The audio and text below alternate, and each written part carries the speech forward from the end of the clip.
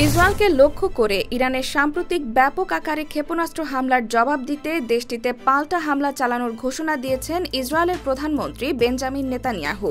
শনিবার জাতির উদ্দেশ্যে দেওয়া এক ভাষণে এই ঘোষণা দিয়েছেন ইসরায়েলের প্রধানমন্ত্রী। নেতানিয়াহু বলেন, সম্প্রতি ইরান ইসরায়েলে যে মাত্রার ক্ষেপণাস্ত্র হামলা চালিয়েছে, বিশ্বের অন্য কোনো দেশে তাদের ভূখণ্ড ও জনগণের ওপর এই মাত্রার হামলা বরদাস্ত করবে না, ইসরায়েলও করবে না। নিজের ভূখণ্ড ও নাগরিকদের রক্ষা করা শুধু অধিকারই নয়, এটি ইসরায়েলের দায়িত্ব।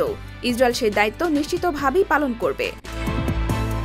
জানা যায়, গত ১ অক্টোবর সন্ধ্যার পর থেকে ইসরায়েলের বিভিন্ন স্থাপনা লক্ষ্য করে একের পর এক ব্যালিস্টিক ক্ষেপণাস্ত্র ছোড়া শুরু করে ইরানের IRGC। তবে ওই ঘটনার পর থেকে গুঞ্জন উঠেছিল যে ইরানে হামলা চালাতে পারে ইসরায়েল। তবে এতদিন এ প্রসঙ্গে প্রকাশ্যে আনুষ্ঠানিকভাবে কোনো কথা বলেননি নেতানিয়াহু। তবে গতকাল শনিবার এক ভাষণে নিজের অবস্থান স্পষ্ট করলেন নেতানিয়াহু।